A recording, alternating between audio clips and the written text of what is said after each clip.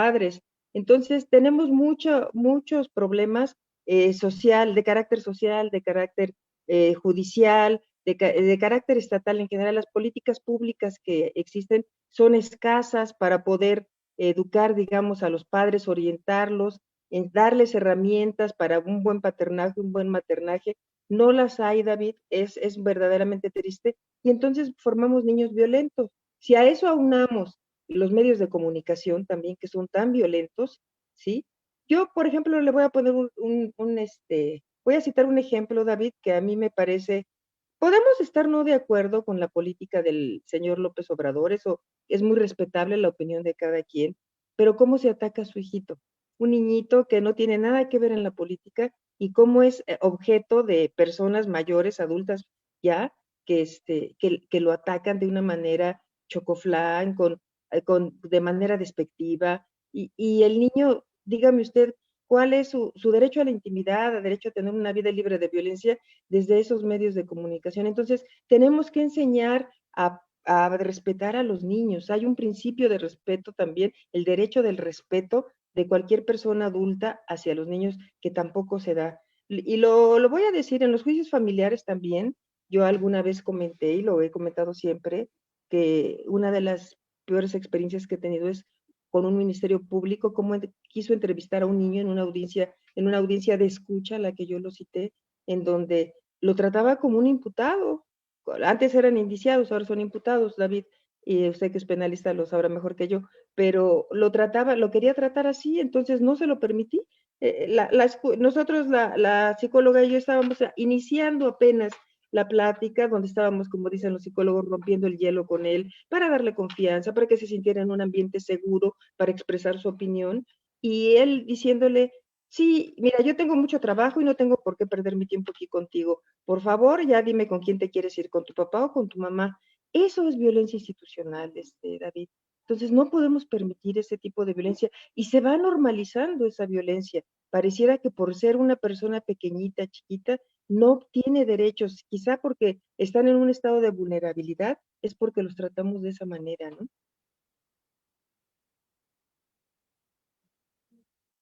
Sí, sí, así es correcto. Y bueno, pues lo vemos en el interior, me imagino, ahorita con la cuestión tan fuerte que está de la restricción que salgamos a calle, pues también ha de estar complicado al interior del domicilio.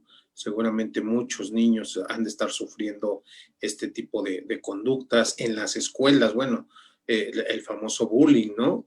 Y Sí. ahora también el ciberbullying que le llaman, ¿no? Conductas, incluso la Procuraduría hizo una área, una fiscalía, no tengo bien el dato, algo así he visto ahora que he ido a Búnker, donde ya se atiende esta situación del bullying.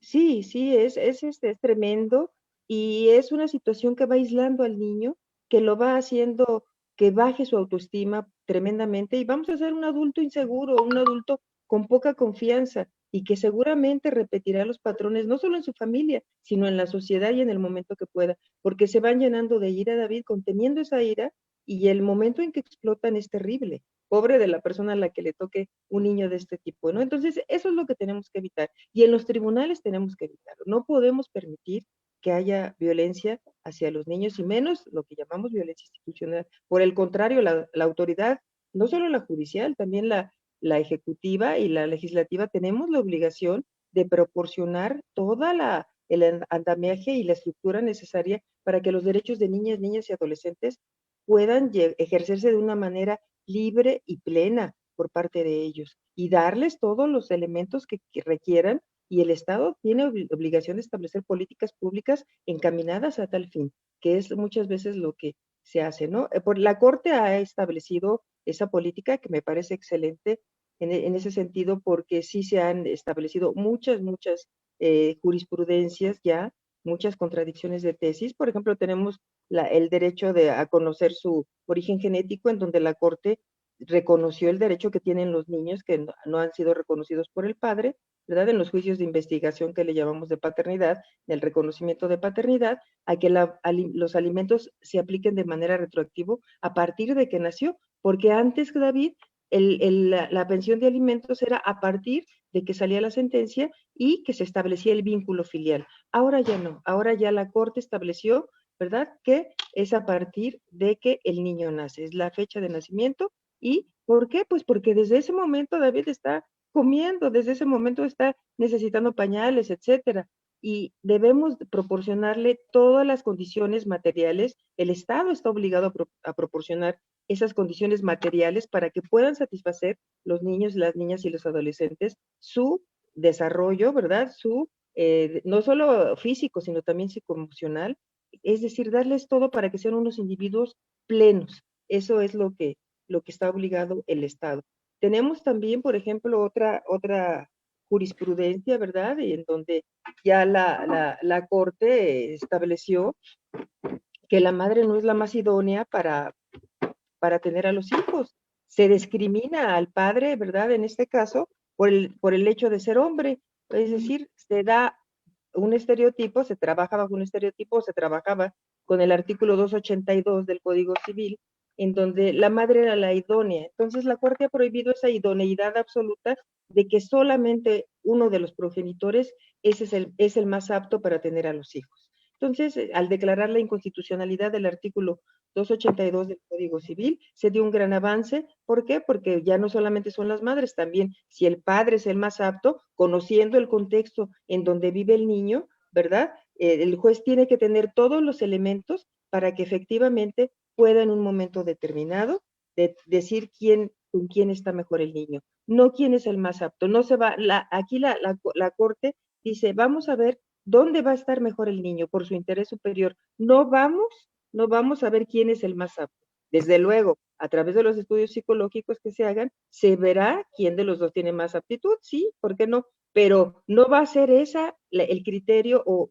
fundamental para determinar la guardia y custodia, sino el contexto en el donde el niño esté mejor atendiendo a su interés superior, David.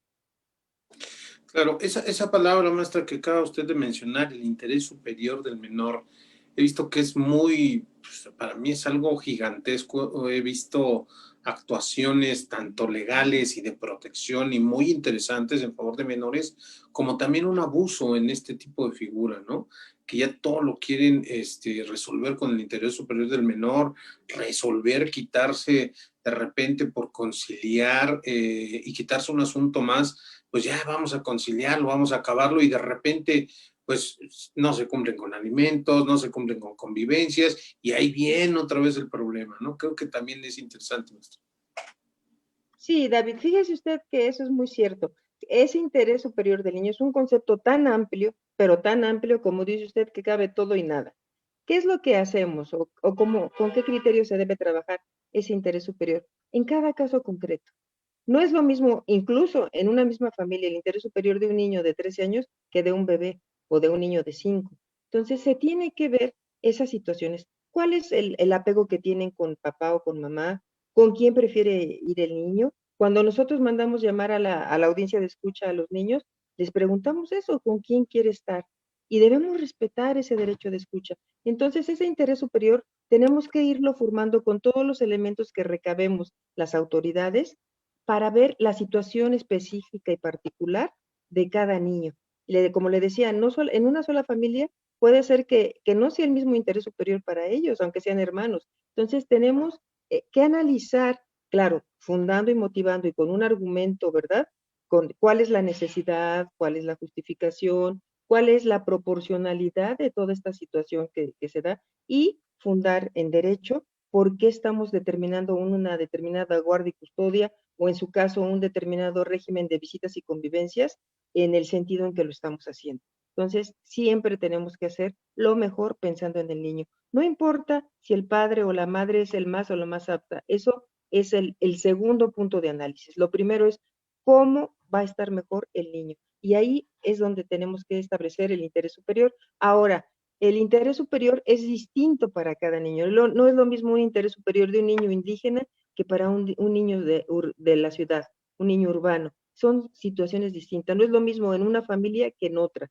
Entonces, como le decía, el interés superior de niños, niñas y adolescentes se tiene que estudiar en el contexto en donde se desarrolle ese círculo familiar y ver esta situación. Y lo que usted me preguntaba, efectivamente la violencia ha aumentado, se han hecho denuncias, el DIF hoy en la mañanera lo dijeron, la directora del DIF, que ha aumentado mucho la violencia precisamente por este encierro. Estamos en una situación, como le decía, de excepción y es muy difícil, o sea, no realizamos nuestras actividades normales, convivimos más de lo que normalmente convivimos y bueno, esto crea ciertas fricciones y desde luego violencia, ¿no? Hay veces que el mismo encierro crea depresión también en los adultos, en los niños. Es muy difícil, es una situación que todos estamos padeciendo y que es muy, muy difícil, David. Sí, claro, sin duda alguna, el no tener contacto, por ejemplo, con sus compañeritos, ¿no? En la primaria, en la secundaria, la juventud, creo que es, por eso incluimos a los adolescentes también en la plática, porque también, bueno, vemos que se están haciendo, aún y cuando hay restricciones y todo, pues los jóvenes ahí, las fiestas, y están convocados y parecieran desafíos, ¿no? Y de repente, bueno, tal vez como se ha mencionado, los jóvenes no son tan susceptibles del virus, ¿no? Pero lo llevan a casa y entonces empiezan las complicaciones, no ven más allá, pero también es parte de ese querer desahogar. Creo que se deberían también de hacer, pues no sé, buscar dentro de estas políticas públicas, también cuestiones de interés que se puedan transmitir en la tele, no sé, instituciones, el mismo gobierno, para tenerlos entretenidos y no, pues simplemente pudiera ser con puras caricaturas, ¿no? Sino también algo que les atraiga a los jóvenes que puedan estar haciendo desde casa en estos tiempos, ¿no? Creo que esto también ayudaría. Sí, fíjese usted que el hombre es social por naturaleza. Necesitamos, no digo necesitamos a los amigos, necesitamos el abrazo, ¿verdad? Necesitamos en un hola, ¿cómo estás? De frente. El proceso de socialización es importantísimo y más en niños y adolescentes, niñas, niños y adolescentes. Entonces, sí es muy difícil. Se están transmitiendo algunos eventos, algunos conciertos musicales, pero no son muchos. Entonces, sí, sería muy buena idea, como usted lo señala, establecer este tipo de eventos para que se pudieran pasar. Ahora, lo mismo no es, ahora nos estamos dando cuenta que la enseñanza, inclusive en línea, se lo digo por experiencia porque doy clases también en la maestría, es tremendamente difícil. No es lo mismo socializar cara a cara, un gesto, una forma de asentir, el lenguaje corporal que se tiene es muy, muy necesario. El proceso de socialización lo requerimos todos, todos los seres humanos, y creo que ahorita sí se ha venido complicando la situación con este virus, pero pues son situaciones, como decíamos, excepcionales y no nos, ahora sí que quedarnos en casa no es más que estar a salvo, ¿no? No es como dicen, no es una forma de encierro, sino una forma de salvar la vida y de salvar la salud. Y creo que, pues si no hay salud también, aunque queramos hacer fiestas, va a estar muy difícil, David, ¿no? Sí, claro. Hace ratito, maestra, hablaba de la escucha. Muchas veces confundimos a ver, tú, y daba el ejemplo del Ministerio Público, ¿no? Dime con quién te quieres ir. Y es una realidad, ¿eh? Es una realidad que acontece. Creo que esa sensibilidad a mí me ha encantado. Hay veces que los jueces se tardan horas, horas, y los magistrados se tardan horas platicando con ellos, ustedes detectan cosas que tal vez uno no ha detectado, y creo que eso es importante, escucharlos, porque no es que ellos decidan, no es correcto, lo que es correcto, creo yo, es escucharlos para poder ver lo que usted nos comentaba, qué es lo que más le conviene de acuerdo al caso en concreto. Sin Sí, embargo, perdón, no, adelante, por favor, David. Sin embargo, luego esa escucha del menor, pues tarda bastante tiempo, ¿no? O sea, en lo que se fija, yo me ingreso mi demanda, pido dentro de mis pruebas la escucha, casi suplico que escuchen a los menores lo que están aconteciendo, lo que están viviendo. Sin embargo, bueno, pues sí se fija esa plática en lo que pasa la contestación y vienen meses que pues ya dices, oye, escúchalo, él te va a dar datos que te pueden orientar a esas medidas provisionales. Creo yo que sería muy interesante que como de cajón de entrada tengamos que ordenar este tipo de escuchas? Sí, fíjese que yo creo que mi opinión personal, David, no quiere decir que sea la correcta ni es absoluta, pero yo creo que quien no debe de ir al tribunal son los niños. Así Lo es. hemos comentado mucho en varias entrevistas que me ha hecho favor de invitarme, en donde he dicho que el problema es un problema de pareja no resuelto. Creo que los niños, salvo cuando sea estrictamente necesario y bajo la opinión de los psicólogos, que se llamen a juicio. ¿Por qué? Porque los niños no son testigos, David. No son testigos. Las partes quieren que el niño vaya a testiguar lo que ellos están haciendo, lo que ellos se dicen entre sí. Creo que hay una falta de madurez en la pareja, que era lo que yo le mencionaba al principio, en el sentido de que no tienen las herramientas para hacer, y lo digo incluso por nosotros, o sea, no tuvimos esas herramientas para ser buenos padres y buenas madres. A nadie le enseñan a ser buen padre y buena madre. Simple y sencillamente repetimos lo que vemos. Entonces, ¿qué sucede? Nosotros, le voy a decir mi experiencia en la sala, nosotros lo que hacemos es preguntarle primero a los psicólogos, a las psicólogas, si es necesario que ese niño vaya. Los psicólogos tienen la opinión unánime de que aquí el último que debe ir es el niño. El problema, ¿quién lo genera? La pareja. Por resentimientos, por diferencias, por problemas, por conflictos, por lo que usted guste. Entonces, ¿con quién hay que trabajar? Con la pareja. Y eso es lo que hacemos. Primero hablamos con la pareja, lo sometemos a terapia y les damos las herramientas precisamente para ser padre. ¿Con qué objeto? Que los niños sean excluidos del proceso. Los niños no tienen por qué ir al proceso, salvo que haya una cuestión de violencia, ¿verdad? Incluso donde ellos sean violentados, pues desde luego que sí, ahí sí tenemos que incluso no solamente llamarlos, sino el estudio psicológico también. Pero si no, David, no es, la mayoría de los casos no es necesario que ellos vayan. Pero bueno, vamos a suponer que sí es necesario. La famosa audiencia. Ahí ellos deben ejercer su derecho en esa audiencia de escucha para expresar su opinión. ¿En qué se ven involucrados sus derechos? ¿Cuáles son sus intereses? ¿Qué es lo que ellos quieren? Porque, David, hay otra cuestión. ¿Para qué los mandamos llamar si no los vamos a tomar en consideración? Y hacemos lo que las partes quieren. Entonces, es como si a mí me mandan llamar y me dicen, quiero que me des tu opinión, ¿qué haces de esto? Y a la mera hora, pues no me toman en cuenta para nada. No tiene ningún sentido. Y los niños se frustran. Hay niños que han dicho, es que el juez me mandó llamar y me dijo que yo le dijera que era lo que yo quería, le dije y no me hizo caso, o la jueza en su caso, ¿no? No solamente los jueces. Entonces, esa es una situación que tenemos que pensar muy seriamente antes de llamarlos. ¿Es necesario realmente que los niños acudan o necesitamos hablar con la pareja primero? Entonces, lo que hacemos en nuestra sala, les comento mi experiencia y la de mis compañeros, es mandamos llamar a las partes para ver cómo podemos resolver el conflicto de ellos. Una vez resuelto el conflicto de ellos, normalmente, David, no mandamos llamar a los niños. ¿Por qué? Porque el problema lo generan ellos.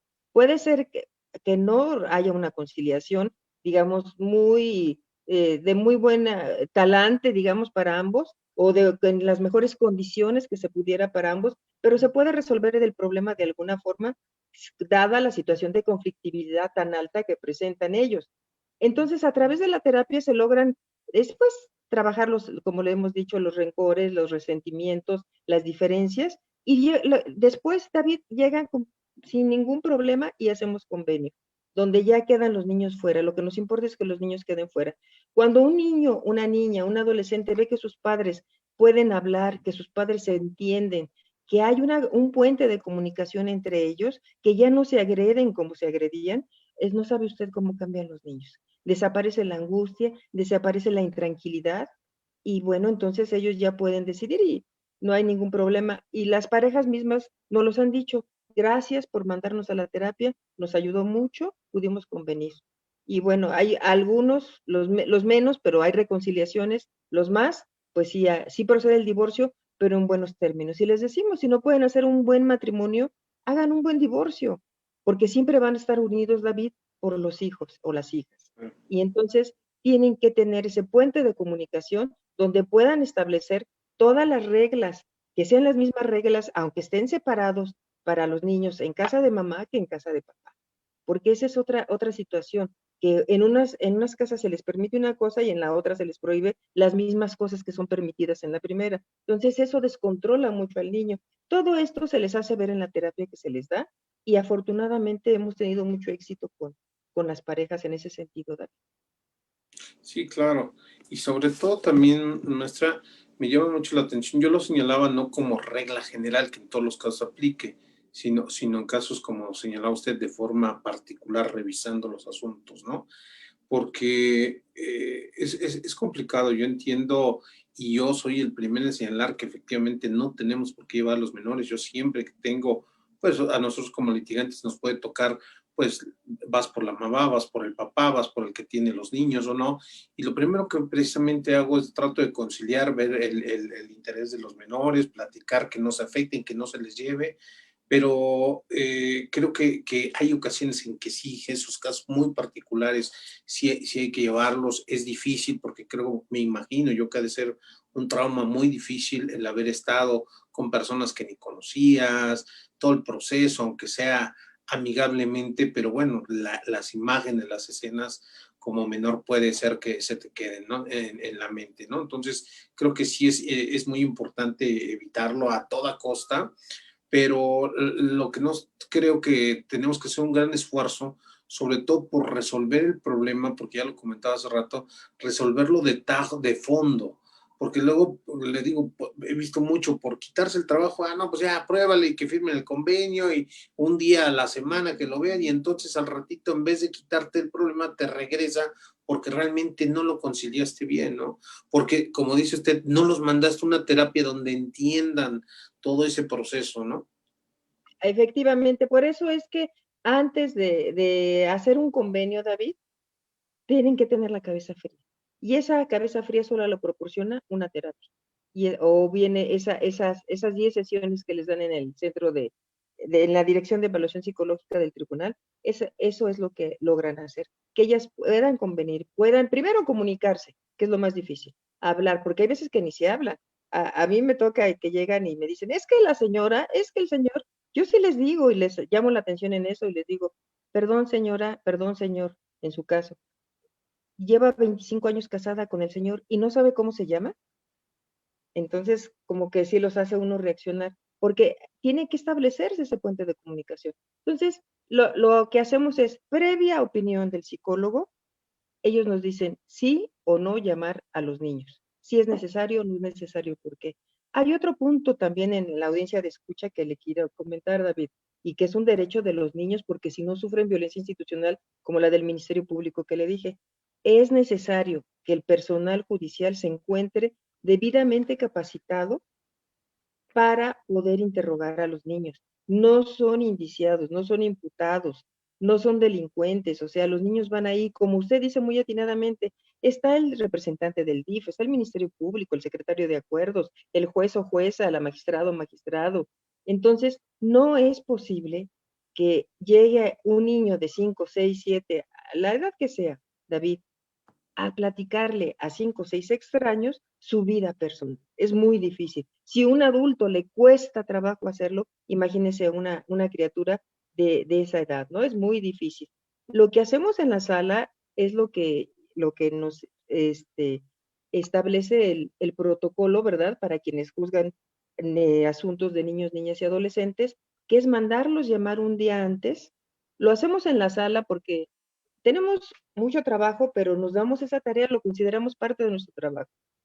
Llamarlos un día antes, David, para que conozcan al personal, no solo judicial, sino administrativo que va a estar con él. Mandamos llamar al representante del DIF que va a estar en la audiencia y le pedimos que esté allí para que lo conozca, para que el momento que llegue a la audiencia ya tenga él esa confianza, esa seguridad de con quiénes está. Y se le explica en esa charla previa para qué es esa audiencia. Se le dice qué es lo que queremos y qué es lo que él puede o no puede hacer ahí en la audiencia. Yo los conozco y después de que los psicólogos y los trabajadores sociales hablan con ellos, los conocen, me presentan con ellos, yo les digo que yo soy la persona que está viendo la situación de sus papás, yo estoy viendo, yo voy a resolver esa situación, que estamos ahí todos para ayudarles, es decir, darle una amplia información para que él tenga la seguridad. Si el niño, la niña, el adolescente sabe a lo que se va a enfrentar, David, llega con seguridad, llega con una confianza que puede hablar y decir lo que él quiera o si no quiere hablarlo también, y se lo decimos. Es un derecho también que ellos tienen si no quieren hablar, si no quieren platicar con la jueza, juez, o con la magistrada o el magistrado, es un derecho que tiene y se lo informamos desde un día antes. Se lo reiteramos en la audiencia de escucha, pero se lo informamos para que él sepa y no se vaya con esa angustia, esa ansiedad de que va a pasar mañana. Otra cosa también que les explicamos ahí es sus derechos. ¿Cuáles son sus derechos? Primero, a que si quieren que sus padres se enteren de lo que ellos van a decir, que si quieren, bueno, primero que nada, si quieren platicar, ¿verdad? Es la primera, si quieren expresar su opinión. Si dicen que sí, si quieren que se grabe, porque todas audiencias de escucha con niñas, niños o adolescentes son grabadas por el tribunal, entonces, y así lo establece el protocolo de la corte. Entonces las grabamos, David, y le preguntamos, ¿quieres que se grabe? Sí.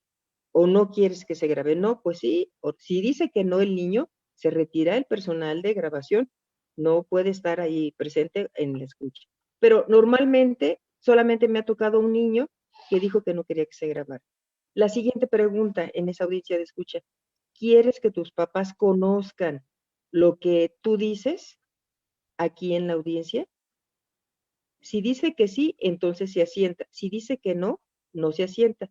Y si dice que no, también no se graba. No se graba y lo que él diga. Se graba todo, quienes estuvimos, que el niño estuvo ahí, que se llevó a cabo, pero no se graba lo que él diga. Y si se llega y se graba, nada más para el tribunal, un video para tenerlo nosotros para ver cómo se comporta el niño, por si los psicólogos o yo luego necesitamos ver el desarrollo de la audiencia por alguna situación para resolver y la vemos, pero a los padres no se les proporciona ese video, esa videograbación.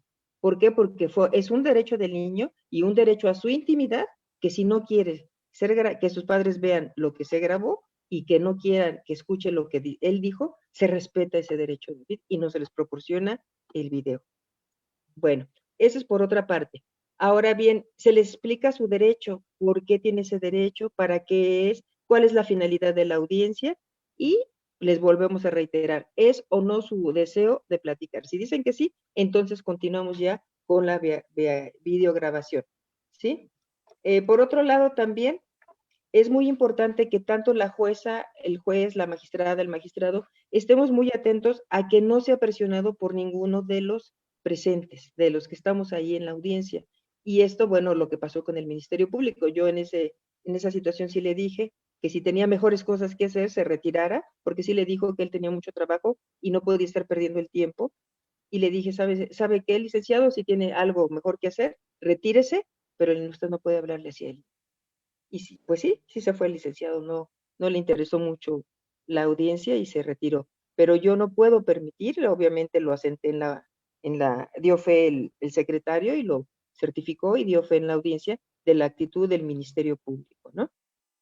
Y también, si el juicio del que se trata implica guarda y custodia y régimen de visitas, se le pregunta su opinión, David, porque lo que le decía en un principio, ¿de qué sirve que los mandemos llamar si no vamos a tomar en cuenta su opinión? A lo mejor las partes me dicen, vamos a separar a los hermanos porque yo me voy a llevar a los niños, yo a las niñas, y bueno, van a quedar de esta manera. Pero resulta que el niño que va a ser entrevistado me dice, no, magistrada, yo no me quiero ir con mi papá, yo quiero seguir viviendo con mi mamá, lo dejamos con su mamá. Aunque ellos digan eso, y se los decimos, está por encima del derecho de ustedes que los niños elijan con quién quieren vivir. Es un derecho que tienen. Se los decimos y bueno, hasta ahorita lo han respetado, pero sí, si implica régimen de visitas y convivencias o guardia y custodia, sí les pedimos opinión y sí la respetamos. Si no, entonces, ¿para qué los demandamos llamar? Por ejemplo, Claro, hay niños que dicen, ¿sabe qué, magistrada? Mire, yo sí quiero convivir con mi papá, pero no me quiero quedar a dormir en su casa, ni quiero irme a vivir con él. Quiero verlo 2 veces a la semana, entre semana y una vez en la semana. Entonces se lo decimos a las partes, David, y le decimos, bueno, ¿cómo podemos compaginar esto que él está pidiendo? De la mejor manera para que tampoco alteremos pues el trabajo de papá o de mamá en su caso y que puedan ellos poder cumplir con su hijo en la medida de lo posible. y se lo explicamos así al niño, se lo vamos a hacer saber a tu papá, vamos a tratar de ver cómo está su trabajo y sus horarios para poder compaginar lo que tú quieres con él. Entonces, eso es lo que tratamos de hacer y lo hacemos con mucho gusto y pues hasta ahorita nos ha dado resultado, David. Perfecto. Y eso que mencionaba magistrado ahorita se me hace mucho, muy importante el explicarle al menor el por qué está ahí, qué está aconteciendo, no nada más es, a ver, ven y di pues, lo que tú quieras, ¿no? Te escuchamos. Creo que es muy importante el que el menor tenga el conocimiento. Claro, esto va a depender de la edad que tenga el menor y cómo lo asimile, ¿no? Pero creo que es una función muy hermosa porque de esa forma el menor, como decimos, se puede soltar, dar información, detectar en el caso de ustedes si hay alineación o no, por el tipo de palabras que podemos ver que utiliza, ¿no?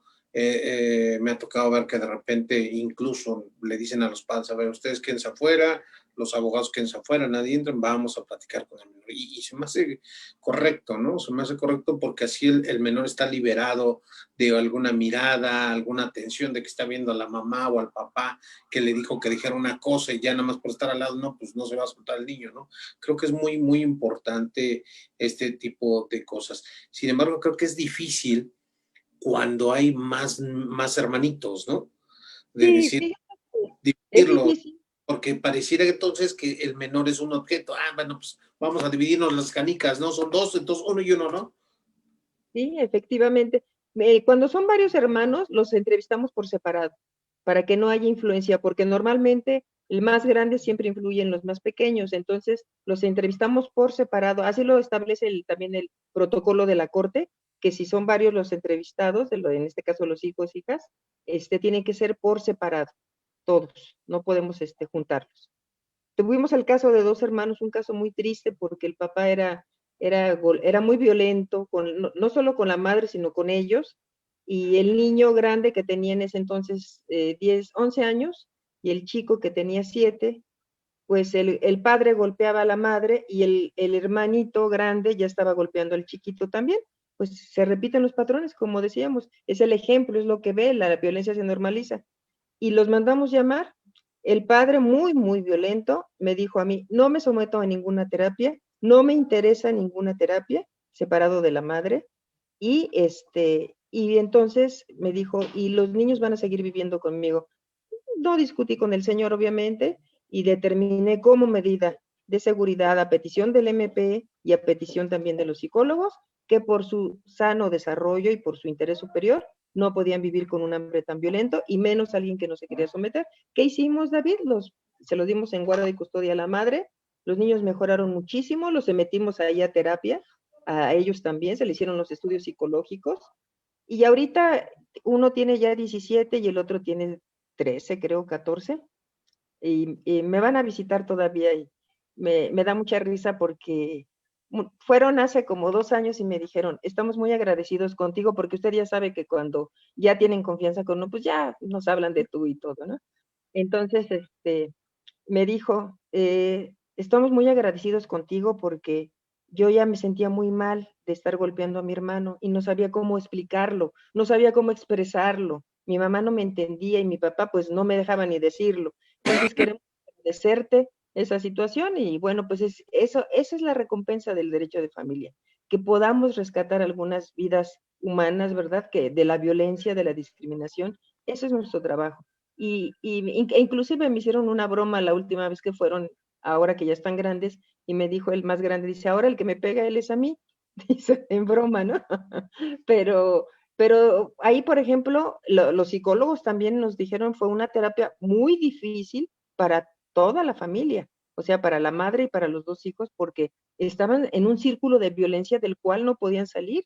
Entonces sí les costó mucho trabajo e inclusive los mandaron a un centro de terapia especializada para estos casos, ¿no? Porque el tribunal pues no se dedica a dar ese tipo de terapias, da una pequeña terapia para los niños para que puedan, digamos, tener herramientas y que no siga persistiendo esa situación, pero ya una terapia ya, digamos, ya supervisada y todo, pues sí los mandaron a un instituto especializado y están muy bien ahorita, afortunadamente, siguen viviendo juntos, están estudiando uno la prepa, el otro ya va a entrar a la secundaria, y están muy, muy bien. Y pues, como le digo, son satisfacciones, ¿no? Que a veces, David, para nosotros no son un expediente más, son vidas humanas. Entonces tenemos que dar lo mejor de nosotros. Para mí es trabajo en un primer momento, pero también son vidas humanas y si podemos ayudar, pues es lo mejor que podemos hacer, David, ¿no? Con eso es más que suficiente para nosotros poder quitar a alguien de ese círculo de violencia, ¿no? El Sobre, señor nunca se sometió a la terapia y obviamente pues los hijos dejaron de verlo, ¿no, David? Ya no tienen ningún contacto con él. sí, sobre todo en estos casos de violencia familiar, ¿no? Porque lamentablemente los patrones se repiten. A mí me han tocado asuntos donde el papá era el violento, logramos el divorcio, y de repente ya me habla ahora la mamá que sacó adelante a los niños, me dice, oye, es que ya se casaron mis hijos y le están pegando a la nueva esposa, ¿no? Y entonces cuando tú analizas el asunto que muchas veces nada más se quedó ahí y nadie lo siguió atendiendo, ¿no? Se Sí. resolvió, se quedaron con determinada parte y así siguió la vida, crecieron, pero ese patrón que traen ya de estar viendo toda esa violencia, absorbiéndola en el hogar, pues finalmente, si no se trató, va a venir lamentablemente esa repetición, ¿no? Así es, totalmente de acuerdo y como le digo, la violencia se normaliza. Lo vemos en los medios, ¿no? Cómo nos da risa que golpeen a alguien cuando debería de extrañarnos, o sea, no es una actitud normal se lleva a cabo. Entonces, la violencia se normaliza y tenemos que evitar eso. Eso no podemos permitir. La violencia hay que utilizarla en un momento de peligro, de riesgo, pero no de manera sistemática y menos contra niños, niñas y adolescentes, David. Sí, claro.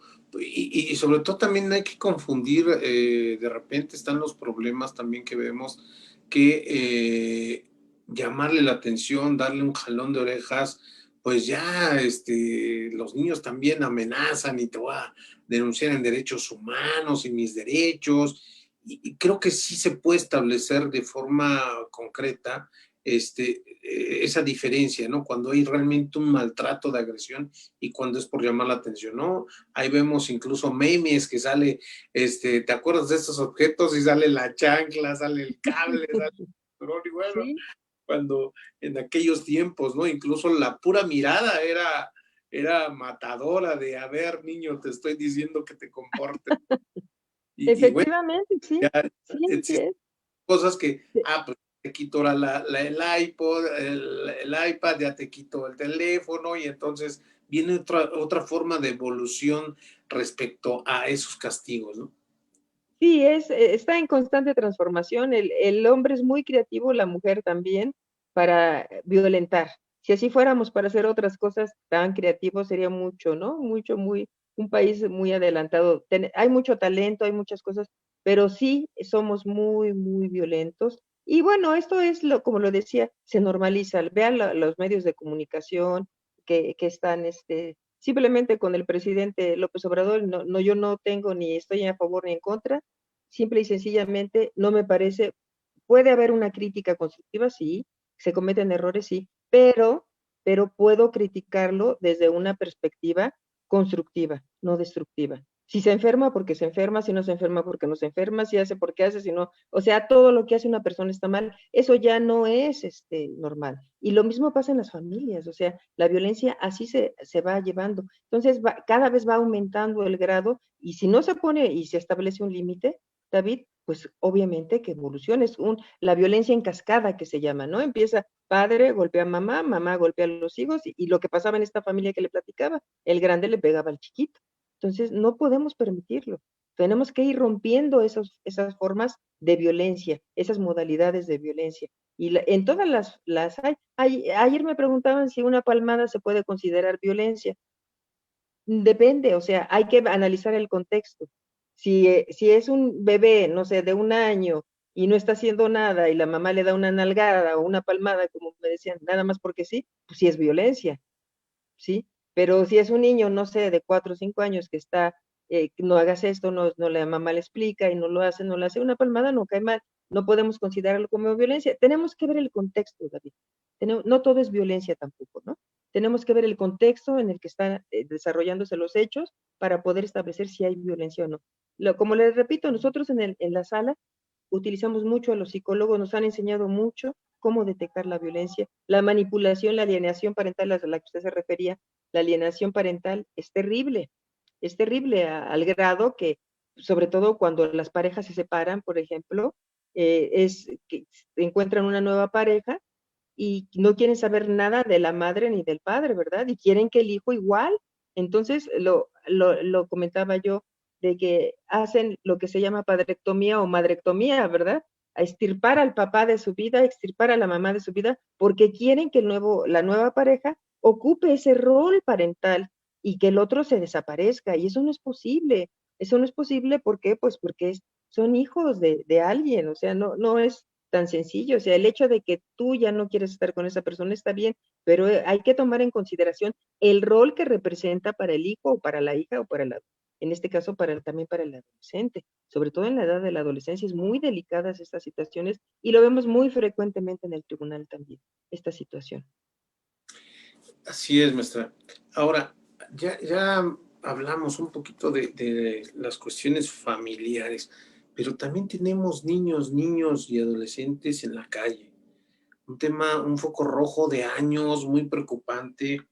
Hace un tiempo me tocó ver un chiquillo como de 10 años que vivía en la calle y estaba peleándose con otro, llega otro que estaba tirado ya de la mona, como le llamamos, el tiner, y le había quitado su mona, y llega el niño con un tubo y le empieza a tirar, pero tubazos en la cabeza, que abrió inmediatamente este señor, pero le tiraba con una rabia a este señor, que dije, no, este niño en potencia, el día de mañana va a ser una asesino, porque lo hacía sin desmedida, por el vicio. De verdad que tú decías, pobre niño, ¿qué estamos haciendo como sociedad?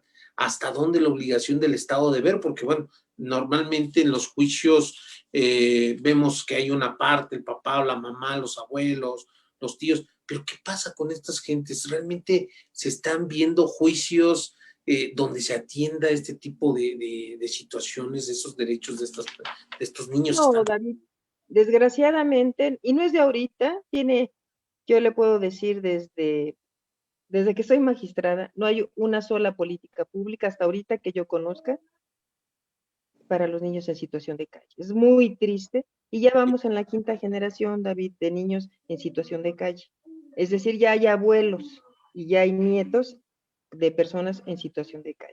Entonces es muy, muy triste. Las únicas que se encargan de llevar y atender a estos niños, jóvenes, inclusive adolescentes, son asociaciones civiles privadas. Son las que se encargan de ellos y desgraciadamente el Estado sí tiene en total abandono este tipo de juicios. Incluso no sé si ustedes lo habrán notado, David, ya ahora ha proliferado aún más, en cada esquina ya hay niños de Sí, esta sí. situación, que en cada esquina que usted se pare, llegan a limpiar el parabrisas. Y como usted dice, desgraciadamente en un estado de intoxicación terrible, que a veces no saben ni lo que están haciendo con el riesgo de que los atropellen, es terrible. En Argentina hicieron una política, David, muy buena, que a mí me ha parecido y que les ha funcionado, porque además como estos niños siempre han vivido en la calle, no se acostumbran, David, a ir a un lugar, a un refugio, ¿cómo le podríamos llamar? Donde se puedan atender. No les gusta, David, no están acostumbrados a eso. Entonces, ¿qué fue lo que hicieron en Argentina en esta política pública? Los especialistas fueron a donde se encontraban ellos.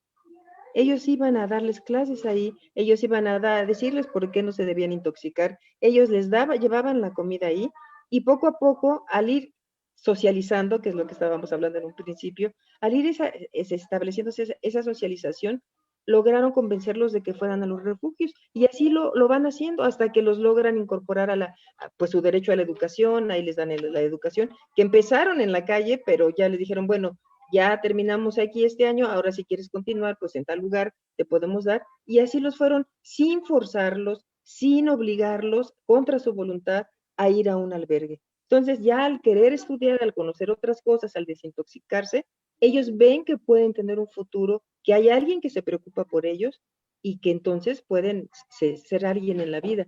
Entonces, fue muy exitosa, ya hasta ahora la tienen esa política que yo aplaudo y que pues yo le he sugerido mucho, incluso en la Cámara de Diputados cuando nos dijeron alguna vez en qué podrían aplicar el rubro 13, que es digamos, un colchoncito que tienen los diputados para situaciones de emergencia que se puedan presentar en el país. Yo les dije, oigan, ¿y por qué no establecen una política para ayudar a los niños en situación de calle? No todo lo que está en el rubro 13, pero sí una parte, y establecer una política pública. Nada más hubo una diputada que me dijo y que se interesó, pero se perdió ya el contacto y ya no pudimos hacer nada, pero efectivamente están, como usted dice muy atinadamente, muy, muy en el olvido los niños en situación de calle. Yo nada más recuerdo haber llevado un juicio de una chica en situación de calle ya de 19 años, que tuvo una bebé, y fíjese nada más el tratamiento tan inhumano por ser una persona en situación de calle, David, en el hospital, sin preguntarle, sin consultarle, dieron a su hija, se la quitaron y dieron a su hija en adopción, porque el Ministerio Público consideró que eso era la mejor para la niña, porque si no iba a terminar en situación de calle. Hágame favor, o sea, sí, bueno, ¿qué le puedo decir? Violentando todos los derechos humanos de una persona. Entonces, esta chica, desesperada por su hija, fue a la Defensoría de Oficio y en la Defensoría de Oficio le ayudaron y promovieron la demanda para que pues le devolvieran a su hija y porque ya le iban a dar en adopción. Y nosotros hablamos con la niña, le dijimos, bueno, pues la chica, y le dijimos, no conoces a nadie que te pueda apoyar, que te pueda ayudar, porque efectivamente, o sea, le iba a llevar a la calle, ¿no? Porque no tenía casa. Entonces dice, pues solamente tengo un padrino que fue militar o es militar, no lo sé. Pues David nos dimos a la tarea de la investigación y buscamos al militar, lo encontramos y aceptó hacerse cargo de la chica y de la niña. Y afortunadamente, pues ella logró en un momento determinado, pues retirarse incluso de la calle, ¿no? Que nos dio mucho gusto y el militar la apoyó, pues una persona que tenía la suficiente capacidad económica para apoyarla y se la llevó a vivir a su casa. Era su padrino de bautizo y él se hizo cargo de ella y de la niña. Y entonces, pues también fue otro de los asuntos que tuvimos éxito, David, y que Sí, sí, pues sí, claro, dentro no del... fue un asunto más, sino que nos dimos a la tarea de buscar y de pedir la ayuda para que nos localizaran.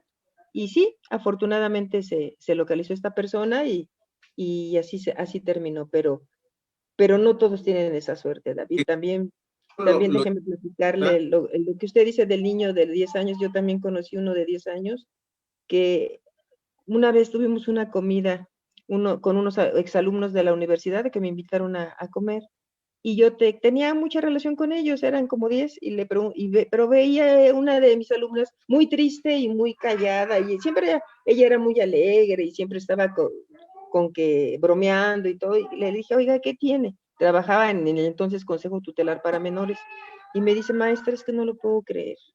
Me dice, es que es un niño de 10 años y ya lleva 3 homicidios.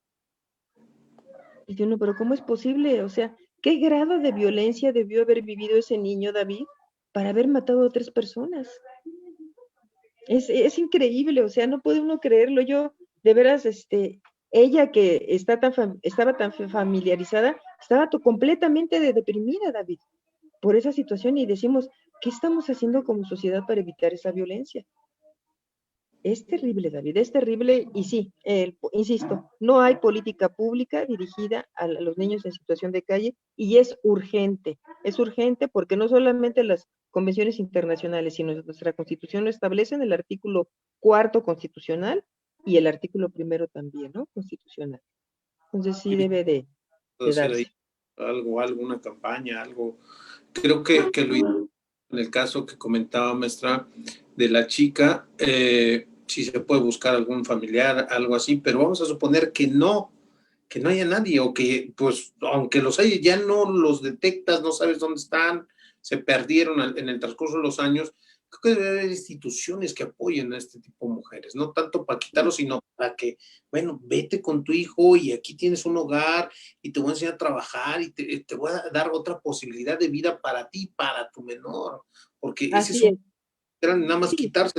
Y efectivamente, pues, ni modo a dónde quieres que se la llevara, pues ni modo que un hotel a vivir, o sea, y yo lo he visto, aquí por donde tiene su casa maestra, andaban unas niñas y se aliviaron, y ahí traían a los niños y con la, como decimos, con la mona y el niñito, la bebé ahí tirada, ¿no? O sea, y decías, Dios mío, ¿qué le va a hacer de esta niña, no?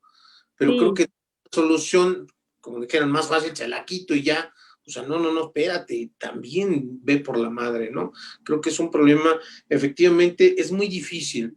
Yo recuerdo en mis tiempos de licenciatura, me encargaron una tesina y nos fuimos precisamente, pues ya tenemos como 20 años, más de 20 años por esos lares, y hice una investigación en niños de la calle y sorprendente cómo viven la explotación sexual, el miedo que le tienen a la policía, porque son pues grupos vulnerables que no, no, no, o sea, y como usted dice, se les ofrecía llevarlos a algunas casas de atención, pues de repente iban, pero finalmente ya forman parte de esta sociedad, ya se salen, ya no aguantan estar ahí sometidos a reglas porque su vida así los ha llevado, ¿no? Sin embargo, creo que si tú le puedes ofrecer algo más atractivo a esa gente, habría, pues, y no a todos, pero sí a muchos ayudarlos, porque seguramente, pues, la mayoría no es de un día que lleven fuera de casa, sino llevan años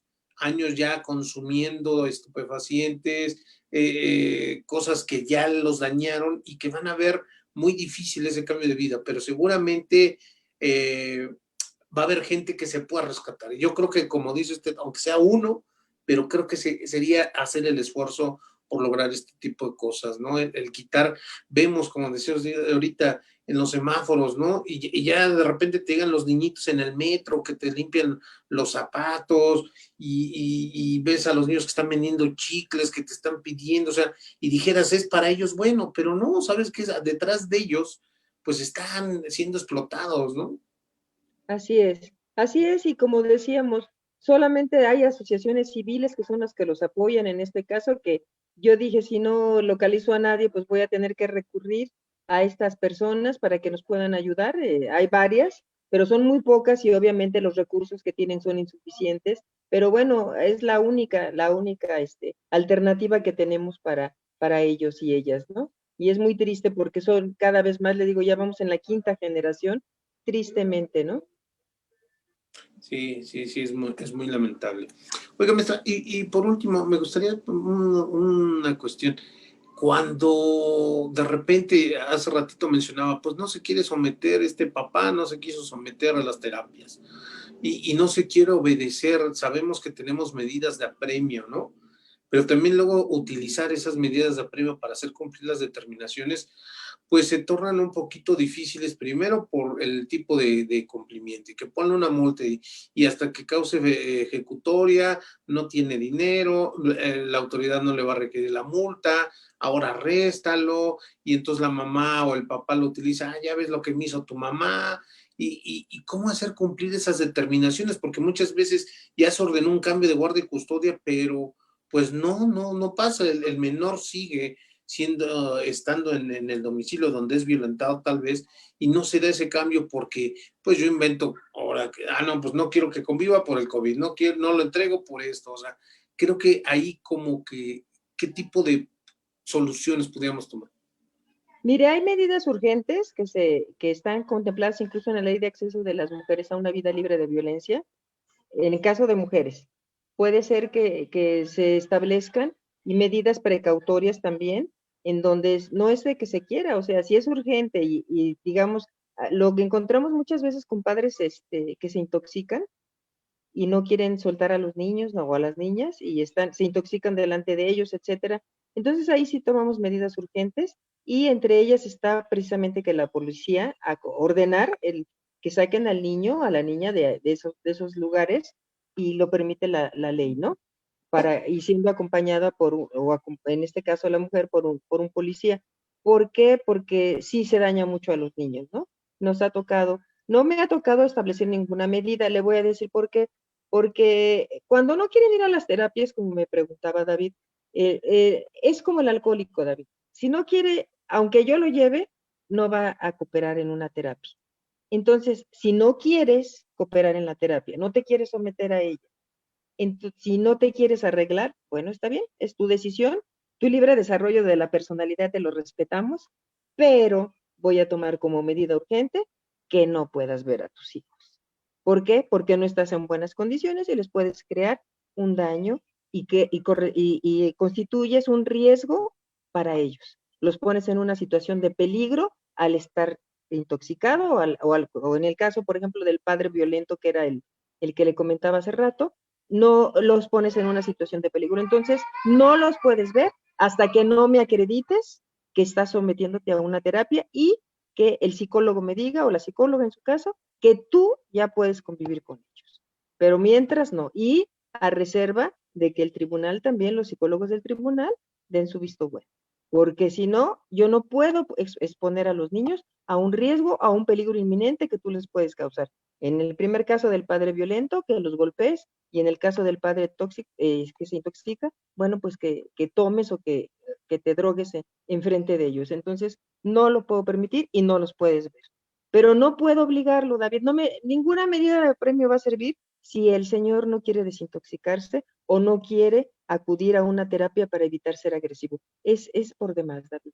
Es como un alcohólico. Entonces, no lo hacemos. No lo hacemos. Y bueno, lo que sí establecemos es establecer una medida de seguridad, una medida cautelar y de protección, que le llamamos, para los niños, niñas y adolescentes. Porque lo que buscamos es, por encima de los derechos del padre, están los del niño, niña o adolescente, y son primero ellos. Entonces, así lo hacemos, David. Y bueno, pues luego, si magistrada, es que usted no me deja ver a mi hijo, no, usted no quiere ver a su hijo. Si lo quisiera ver, ya estaría usted en la terapia. Y bueno, muchos padres sí aceptan someterse entonces a la terapia cuando ya ven esa situación, pero ninguna medida, David, es efectiva para ellos, sino más que el no verlos. Es la única situación que hasta ahorita nos ha funcionado. Esperemos que a veces tenemos que ser un poco creativos, ¿no? Sí, claro. Y lamentablemente también vemos que de repente son los dos padres los que andan ya en la droga y bueno, pues entran los papás ahí claro, uno entiende a los abuelos, me han tocado asuntos donde pues quieren hacer funciones que a ellos ya no les corresponde, pero tampoco pueden decir, pues hay que a ver qué le pasa al nieto, ¿no? Eh, Sí, es complicado porque pues lo de menos sería que lo recoja el DIF y hasta que estén bien y se vayan a terapias, ¿no? Pero de repente ya le avientan la bronca a los abuelos empiezan a responder y entonces ya los otros te hacen, creo, hasta más conchudos, ¿no? Dicen, no, pues sí. ya yo no pago nada, y lo veo cuando quiero, porque el abuelo, ni modo de decirle, no, pues hasta que no des, no te lo dejo ver, y entonces le avientan como la bolita a los abuelos, ¿no? Sí, es muy común eso que usted dice. A mí me tocó un caso también de una mesera y una persona que se dedicaba a la venta de drogas en pequeño. Era vendedor en pequeño, no era muy grande, pero era un conflicto de pareja terrible, David, terrible, no se imagina. Y los mandé llamar, les dije, les voy a quitar a los niños, y dije, yo los voy a espantar, porque si les digo, los voy a espantar con la situación de que los voy a institucionalizar. Nunca he institucionalizado a un niño, ni pienso hacerlo en mi vida, nunca lo haría, porque los errores de los padres los pagan los niños institucionalizados. Sí, Entonces les dije, pero los voy a meter al DIF, y como usted dice, David, los dos me dijeron, pues que se los lleven al DIF, no hay problema, no hay problema. Y además los niños vivían con la madre en casa de la abuela, donde una tía era golpeadora con los niños. Y cuando yo les digo, el niño chiquito, por lo mismo que lo golpeaban, tenía 4 años más o menos, tenía problemas de lenguaje, no hablaba bien. Y les dije, pues es que el niño necesita que lo lleven a una terapia de lenguaje, necesita que lo quieran, que lo abracen, le están golpeando, etcétera, hemos detectado esto. Pues que se lo lleven al DIF, los dos, David, los dos, ninguno de los dos que lo quería. Y a la niña tampoco la querían, y pues otra vez, David, a la tarea de buscar a la familia ampliada, y afortunadamente hubo una tía que vivía en Michoacán y se los llevó. Y yo dije, bueno, pues va a ser un sufrimiento para el chiquito, sí me dijo la psicóloga, va a sufrir el desapego aún con los golpes y todo donde está viviendo ahora, de su núcleo familiar actual, pero va a ser mejor a la larga, magistrada. Y sí, fue mejor que se fueran a Michoacán, David, porque se alejaron de todos esos problemas, porque esta pareja se liaba a golpes delante de ellos, se drogaban delante de ellos, lo que usted dice es terrible. Y obviamente, pues la abuela ya grande, enferma, no quería cuidar, y la tía, pues los cuidaba, pero los golpeaba y los sometía a unos castigos terribles. Entonces, pues no nos quedó otra que otra vez jugar al investigador, buscar a la familia, y se las llevó la tía a Michoacán, a la chiquita y al niño, ¿no? A ambos. Pero sí, hay veces que nos vemos atados de manos, David, no podemos hacer muchas cosas, ¿no? Ahora que estamos en esta pandemia, me mandaron un mensaje diciéndome que si nos podríamos traer a algún niño o niña del DIF para la casa de usted y que si conocía más personas, que yo les dijera para que los cuidaran. Pero David, tenemos que pensar en los niños y los niños no son cosas, como usted decía. Si yo me traigo a un niño y cuando pase la pandemia, ¿qué voy a hacer? ¿Lo voy a regresar otra vez allá? Y su derecho de pertenencia, su sentido de pertenencia, su derecho a la identidad, no va a estar más confundido. O sea, no se crea, es una lucha muy fuerte, no es fácil para nosotros a veces esa situación. Y como persona, ahorita lo estoy viviendo como persona, no se crea, se me hizo el corazón así, pero dije, bueno, ¿y después qué voy a hacer con él? ¿Lo voy a regresar? No voy a poder regresarlo al DIF. Yo, como soy, como dicen mis hijas, el corazón de pollo, no voy a poder regresarlo. Entonces, y regresarlo, David, sería una infamia. O sea, ¿cómo va a venir unos meses, un año a vivir aquí después de regresar a ser institucionalizado? Entonces, son situaciones que no están resueltas. Creo que ahora con las reformas que se van a dar del DIF van a ser más rápidas. No es justo también en la cuestión de adopción, David, que las adopciones duren tantos años. Ahora ya con las reformas que se han venido haciendo es menos, pero niños que alcanzan la institucionalización hasta los 18 años. O sea, ¿qué está pasando con el DIF que no fluyen las adopciones? Eso tenemos que verlo. ¿Cuántas parejas hay que no tienen hijos que desean un niño y no hay adopciones? Entonces, todos son problemas de carácter familiar que sí se tienen que ir resolviendo. Y más de tramitación, ¿no? Creo que el DIF es una muy buena institución, pero que se ha perdido. Se ha perdido porque, bueno, pues es normalmente la que encabeza, la esposa, la primera dama, y bueno, pues hay que salir en la foto, hay que decir qué está haciendo, y realmente creo que necesitamos alguien más en el cargo de fondo que traiga esa política que tanto ansiamos para mejorar muchísimo tanto la institución como a estos menores que a gritos, muchos de ellos piden esa ayuda, ¿no?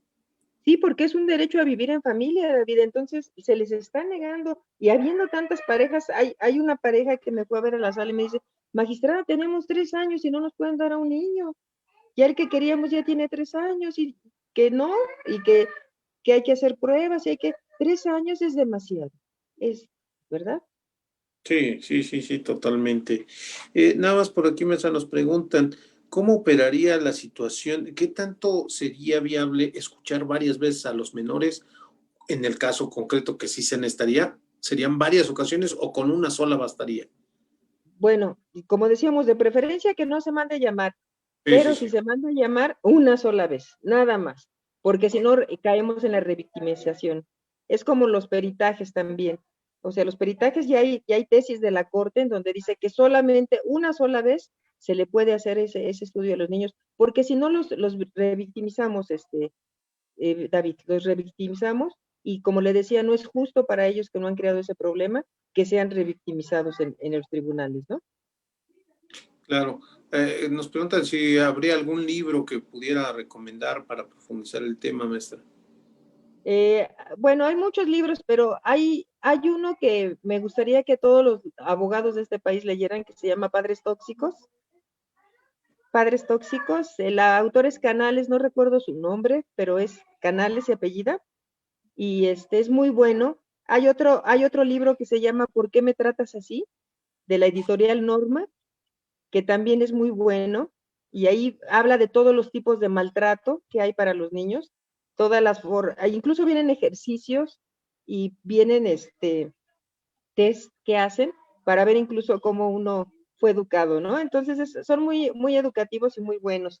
Hay varios libros, hay unos del tribunal también, No tengo los nombres, si quiere después le paso una lista, David, para que se los pueda dar con datos exactos y editoriales y autores, pero sí hay muchos libros que nos pueden enseñar, ¿no? Hay Claro, hay un libro que acaba de sacar, es de José Luis Canales, sí, aquí me está haciendo favor Sandra Ríos de ponerme, que es sí, de José Luis Canales, es muy bueno, se los recomiendo mucho, ahí todos nos vamos a identificar en un momento dado qué tipo de padres tuvimos y y cómo no ser ese tipo de padres también. Eh, eh, Hay uno que se llama Emocionario del Tribunal, es editorial del Tribunal, que acaba de sacar la Dirección de Evaluación Psicológica, es excelente, se las recomiendo muchísimo y habla de todas las emociones, va dirigido a los niños, es muy bonito y vale la pena que los padres y las madres también los leamos, ¿no? Es muy bonito. claro. Pues maestra, de verdad agradecerle, ojalá y pues podamos hacer ahí alguna campaña, algo respecto a este tipo de problemáticas. Qué bueno que la Suprema Corte esté avanzando ya en varios criterios, por ejemplo, el que comentaba de discriminación ya hacia el hombre, que ya se empareja eso que había preferencias a la mujer, el beneficio de ya también conceder pensión de forma inmediata, ¿no? A esa gente que no Sí. se le la paternidad y ojalá y vengan bastantes criterios, bastantes cuestiones en ir mejorando estos derechos de los niños, que creo eso va a abonar a que tengamos una mejor sociedad, ¿no? Sí, es si quiere el número uno de los números de amparo, es el 331 diagonal 2019, que es el que hablábamos de la madre, que no es la más idónea. Es amparo en revisión 331 diagonal 2019 del año, de hace 2 años en relación a la inconstitucionalidad del artículo 282 del Código Civil. Perfecto. Ok, maestra. Pues muchísimas gracias, maestra, de No, verdad. al contrario, un gusto. Ya, sigamos cuidándonos por esta situación, se restablezcan en la medida de lo posible este tipo de funciones jurisdiccionales para que también pues ya se establezca estas convivencias de estos menores que a la fecha pues tenemos un poquito ahí paradas. Muchísimas gracias, maestra. Buena tarde, que Dios la Muchas bendiga. gracias y gracias a todas y todos por su atención. Es un placer haber estado con todas y todos ustedes. Gracias, David, por la invitación. Gracias Muchos saludos para todos. a usted. Gracias.